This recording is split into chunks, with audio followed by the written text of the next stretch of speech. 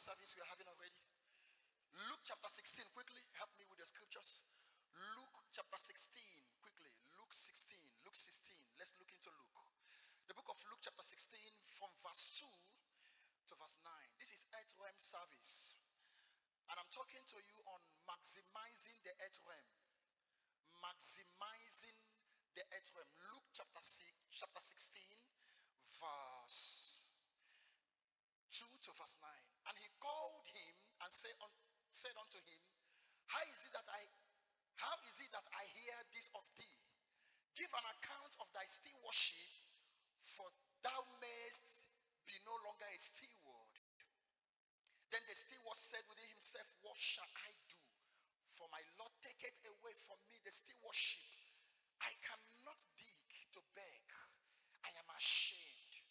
I am resolved what to do, that when I am put out of stewardship, they may receive me into their houses. Verse 5.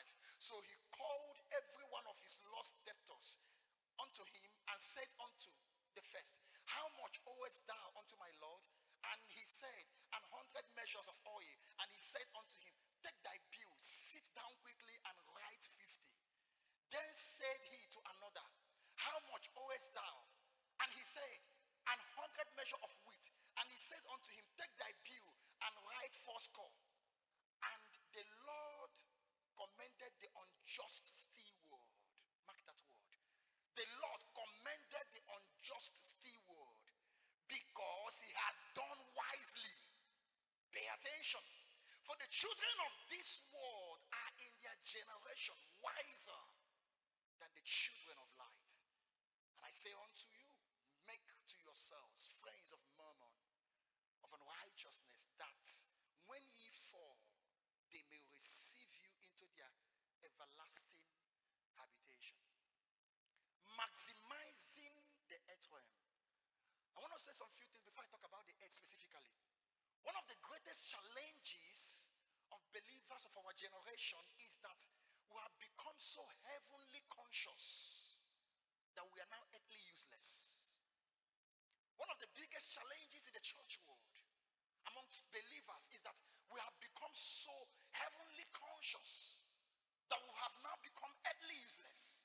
We have become so spiritually loaded. We are so spiritually loaded, but mentally empty. Spiritually loaded, but mentally empty. We are deep spiritually, but we are shallow mentally. We study so much about heaven, and we know little about the earth and why God even brought us here. We study so much about heaven, which is not bad. But we know little about earth in which we live now and why we are here.